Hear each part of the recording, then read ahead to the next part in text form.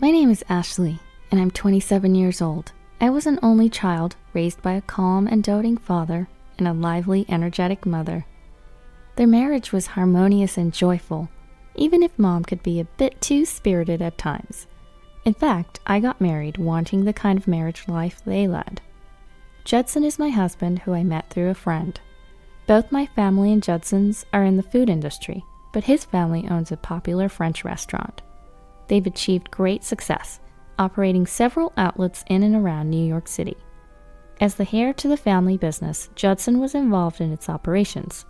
While we were dating, his anecdotes about the restaurant and his ambitions were entertaining. However, after marriage, I started to feel a twinge of annoyance whenever my family's business was compared to his. Running a famous restaurant is tough, unlike your family's business, which seems like it's about to go under. Arguing back was exhausting. My family's restaurant was not on the brink of closure, and if I may say so, it was not Judson who was sustaining his family's business. It was Todd. Todd was Judson's cousin from his mother's side.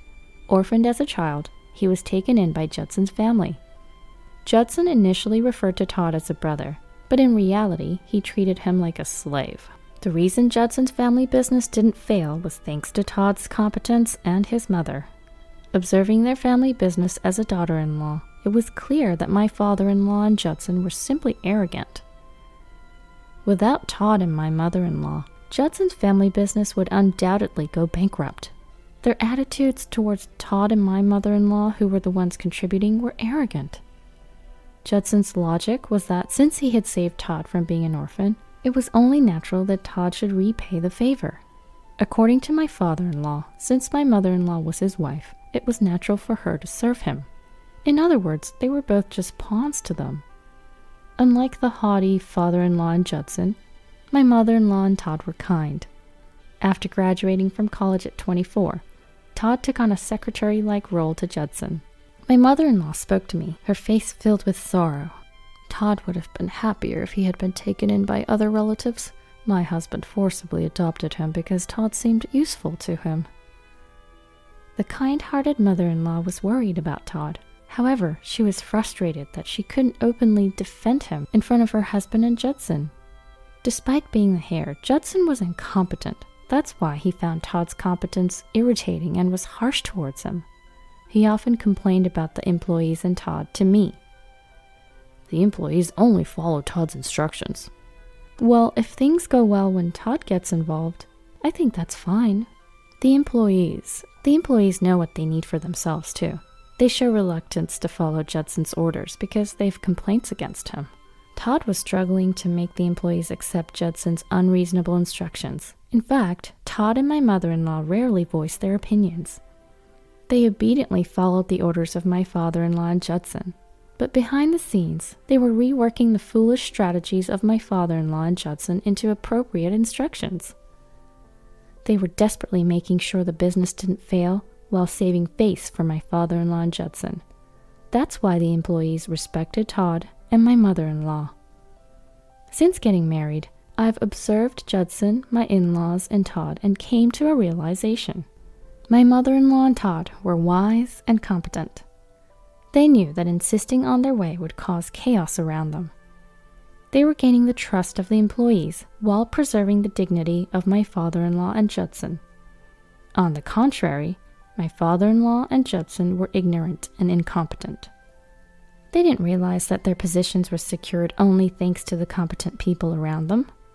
If they were a little smarter, they would cherish my mother-in-law and Todd. They believed they were more competent than anyone else because they were at the top.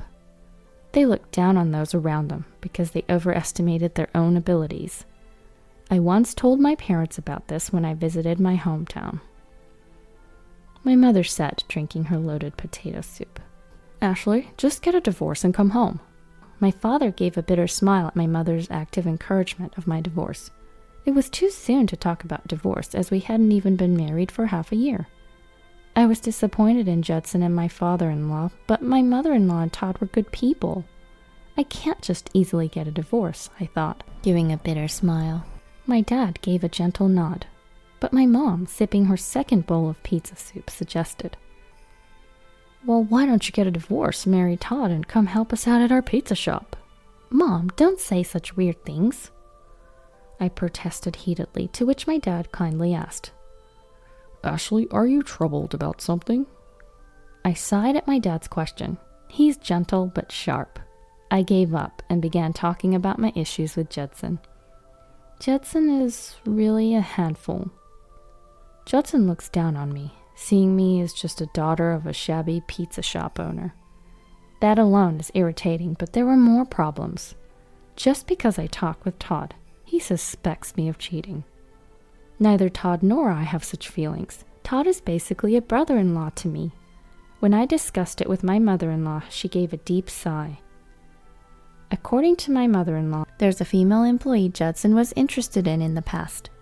However, that woman admired and liked Todd. Judson, angered, came up with a random excuse and fired her. It may sound rude to you, Ashley, but Judson hates losing to Todd. It was not jealousy, but a distorted sense of competition. Therefore, Todd knows to keep his conversations with me to a minimum. I'm fed up with Judson's selfishness, but Todd, who works closely with me, must be even more exhausted. When I talked about Judson's troublesome personality, my mother made a dumbfounded face. What a petty man. He's too insecure. Don't you think so, honey? Yes, indeed. Talking with my mom and dad like this seemed to dissipate my gloomy mood. My mom has been spirited since she was a child, and my late grandfather had difficulty finding a suitable match for her. She was beautiful and a popular girl in town, but she was too energetic. Since she was the eldest daughter, her family needed a son-in-law to succeed her family business. The men my grandfather introduced to her shrank back from her overly energetic demeanor. My grandfather thought a gentle man would be suitable for his active daughter, and so the arrow pointed to my father. He was the son of my grandfather's close friend, well known for his gentleness and intelligence. When they had their first meeting, it was my mom who fell for my dad. According to my mom, my dad looked like a handsome actor when he was young. Even now, he's known as a refined man by the customers of our pizza shop. My dad, attracted to my mom's lively personality, decided to marry her. As my parents chatted amiably, I remembered an important matter. Can I bring Judson, my father-in-law, my mother-in-law, and Todd here next time? It was the first time for my in-laws and Todd to visit my parents' home. My mother-in-law wanted to greet my parents again, which is why she asked. My father-in-law and Judson reluctantly agreed. Surprisingly, Todd, interested in making pizza, volunteered to come. My guess is that Todd was concerned that my father-in-law and Judson might behave rudely. My parents were pleased to grant my request. Of course, we'll make them realize how delicious our pizza is. Mom, you're getting too excited. That's how I ended up bringing my in-laws to my parents' pizza shop. I hadn't expected a battleground to lie ahead. Well, actually, I had a nagging feeling something unpleasant was coming. Todd usually steps in when my mother-in-law can't control my father-in-law and Judson. It was certain that a storm was brewing. And then, the day came when we all visited my parents' pizza shop. The moment Judson saw my family's pizza shop, he sneered. Still as old-fashioned as ever. It was fortunate that my mother wasn't present in that moment. If she had heard him, Judson would have been banned from our shop right there. As I ignored him and went into the shop, my mom was waiting cheerfully. Welcome, everyone. Long time no see, Judson. Ashley told me a lot about you. She didn't mean it in a good way, though, but I guess Judson didn't get her sarcasm. I don't know what Judson misunderstood, but he looked very flattered. My in-laws didn't get it, but it seemed that Todd did. He was smiling as if he understood the hidden meaning in my mom's words. It was rare for Todd to show his emotions. After my mother had greeted Judson and my in-laws, she turned to Todd. You're Todd, right? So tall and handsome, you look like a model. Overwhelmed by my mother's forcefulness, Todd showed a puzzled smile. Thank you. I'm looking forward to today. He shook her hand politely and headed towards the room where Todd and my in-laws were. My father was in the process of making pizza. When my mother tried to bring out some drinks and our popular side dishes, my father-in-law scoffed. Both the store and your mother are old and dirty. I was both angry and chilled. As I looked, my mom was preparing drinks right in front of me. To be honest, I was too terrified to look directly at my mother's face. As I swallowed my fear, I heard a menacing voice. "Say that again?" My normally cheerful mother's voice, laden with quiet anger, was terrifying. Even though my mother-in-law and Todd tried to stop him, my father-in-law spoke again. "Both the store and the old woman running this place are filthy. I think I'm gonna get food poisoning." My father-in-law's outrageous words were met with Judson's smirking agreement.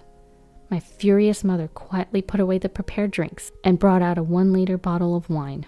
She then sharply said to my father-in-law, "Hey, if you don't want your head split open like a watermelon, get out." My father-in-law was taken aback by her forcefulness, but managed to get out a parting shot.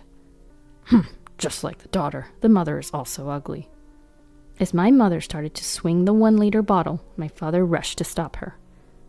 My father tried to defuse the situation with a smile, but it was too late. My father-in-law and Judson spat at the entrance of the shop and left. My mom tried to chase after them, but my father and I desperately held her back.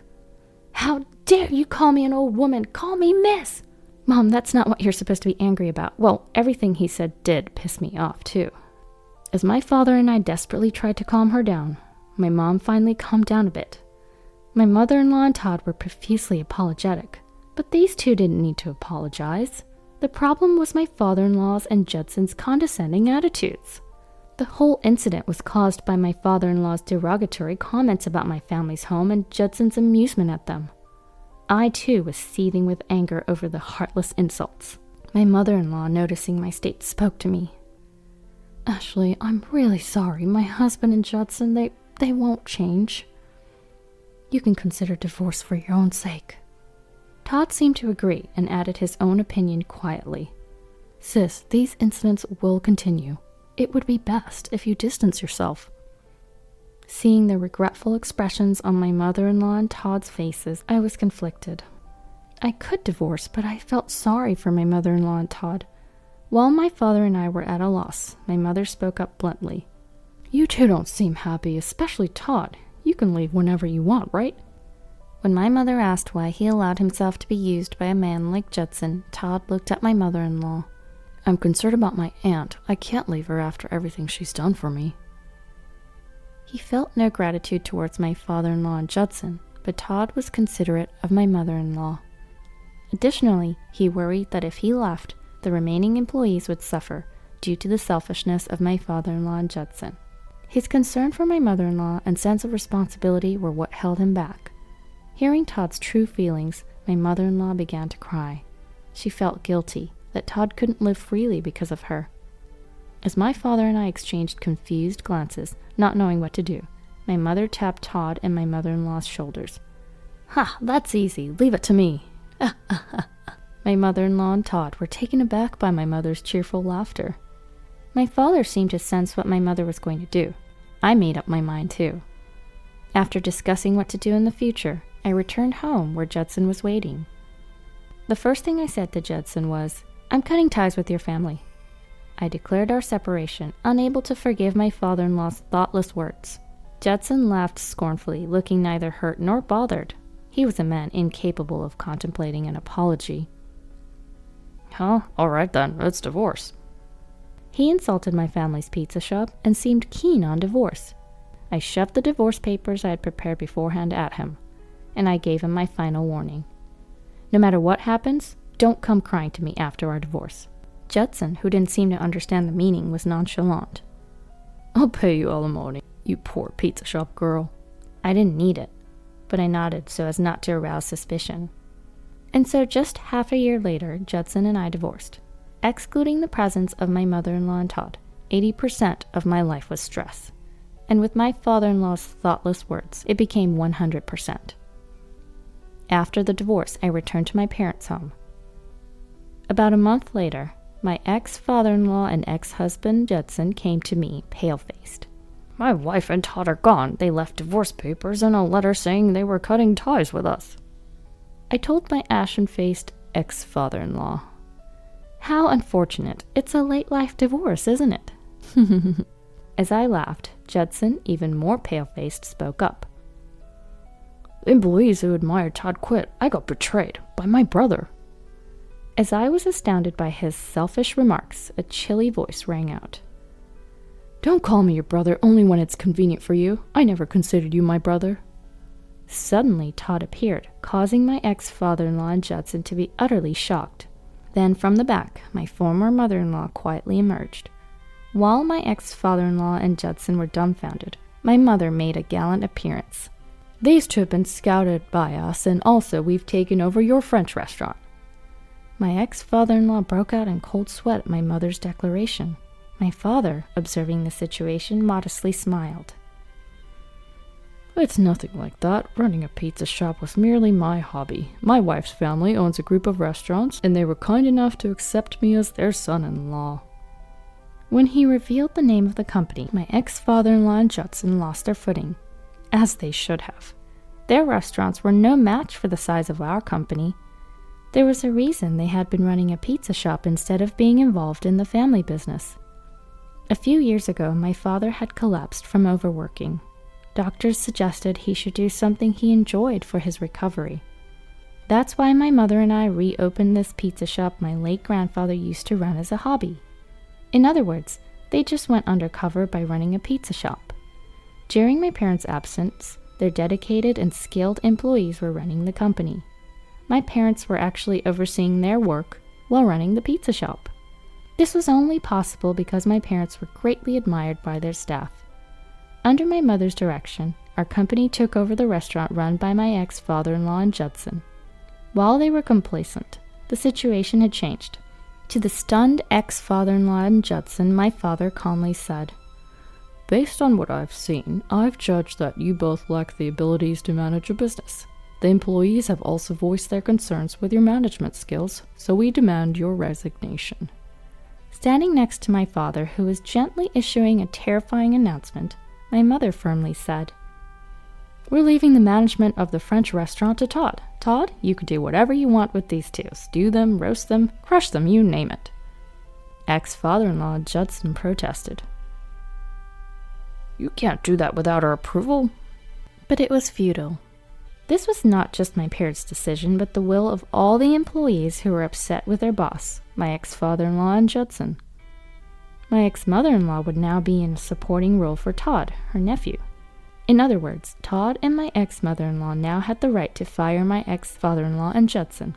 Todd exchanged glances with ex-mother-in-law and calmly said, "I owe you for taking me in when I was a child." My ex-father-in-law Judson had a moment of hope at Todd's kind smile, but it was fleeting.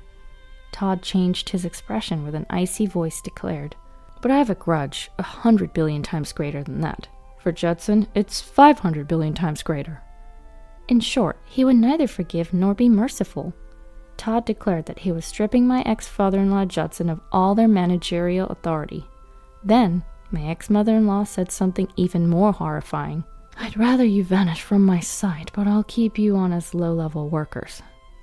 Watching this spectacle, I felt a deep realization. People like my mother, who readily express their emotions, are actually much more predictable. Of course, my mother has her limits, but knowing when she'll act on her anger helps me stay mentally prepared. The most frightening are people like my ex-mother-in-law and Todd, who take on a lot of crap until it reaches their limit and goes off. The fact that they can bear insensitive words and deeds is proof of their strong core and kindness. My short-sighted ex-father-in-law and Judson had underestimated these two, and the situation had turned for the worst. It wasn't just the divorce with me, they had lost valuable human resources. Foolish people take for granted that kind people will forgive whatever they do. As a result, those who've reached their limit of patience have revolted, deemed unfit as managers, being turned away even by their close relatives. My ex-father-in-law and Judson were ousted. Working under Todd was humiliating for Judson, and he started crying. My ex-father-in-law yelled at Todd, calling him ungrateful, but it was too late. Although Todd holds a debt to gratitude, he harbors a grudge 100 billion times greater. Watching my ex-father-in-law Judson slink away in retreat, I said, "The mouth is indeed the gate of the evil." At my words, my father smiled. "Angering your mother was the end of their luck." As I observed my softly smiling father, I thought, it was him who went off, though. My father is a devoted husband to my mother, a man who would not hesitate to bring ruin upon those who dared to insult his beloved wife, all with a smile on his face. Afterward, my ex-father-in-law Judson disappeared, having received some severance pay. It must have been humiliating for them to work under my ex-mother-in-law and Todd's surveillance. Although they should have quit, they used their severance pay to start a new business, which ultimately failed. The French restaurant was actually expanded by my ex-father-in-law's parents. My ex-father-in-law never had the skills to expand his business. Now, my ex-mother-in-law and Todd are managing the French restaurant entrusted to them. They were excellent managers who gained the trust of their employees. Todd, always quiet, had gradually become more comfortable with expressing his emotions. After telling my parents that I wanted to enjoy working in the pizza restaurant for a bit longer, I continued to work in the food service industry, something I've done since before I was married. I worked together with my colleagues who I had known for some time. One day, on my day off, I went to my parents' pizza restaurant and saw my ex-mother-in-law there. She seemed to be consulting with my mother about something. I asked if anything had happened to my father, to which they informed me, Todd is about to turn 25. He's upset about being so focused on work and not having a girlfriend. You shouldn't have to worry about that. I sighed, but then heard my mother's lively voice. There are countless girls who would want to marry a handsome and good man like Todd. I realized, then, that my mother was enthusiastic about introducing him to potential marriage prospects. But Todd might already have someone in mind. I was worried that they were being too forceful by arranging a meeting without asking him first. When I appealed to my father about it, he just smiled. Then I heard my mother calling me. Looking at my face, she smirked. You've been listening to our conversation, right? Yes, I was, but Mom, you can't just set up a marriage meeting without asking Todd first. When I desperately objected, both my ex-mother-in-law and my mother laughed together. Feeling perplexed and unsure about what was happening, my ex-mother-in-law told me, We know who Todd likes, but he just can't seem to say it himself. Then my mother continued, Todd said he likes you, Ashley, but because you're like his sister-in-law, he feels hesitant. I was shocked because I hadn't noticed Todd's feelings. He's the type to keep things to himself, so much that I was completely unaware. Even though I thought he was a wonderful man, I didn't immediately feel any romantic feelings for him. When I shared my feelings honestly with my mother and my ex-mother-in-law, my father chimed in. It's okay. Todd said he'd take his time and gradually make you fall for him. Dad, I wish you kept that to yourself. At my outburst, both my mother and my ex-mother-in-law burst into laughter. And so, that's how I came to know that Todd was quietly nursing a one-sided love for me. I knew it would take forever for Todd to confess his feelings for me, so I asked him out first. Looking back, it was a clever strategy on Todd's part. Although we started off as a couple, I later asked him when he had started developing romantic feelings for me. At my question, Todd just smiled enigmatically. He never answered my question, but after 2 years of dating, we got married. In hindsight, my calm father and thoughtful Todd were quite similar. Only later did I laugh at the realization that my mom and I had similar tastes when it came to men.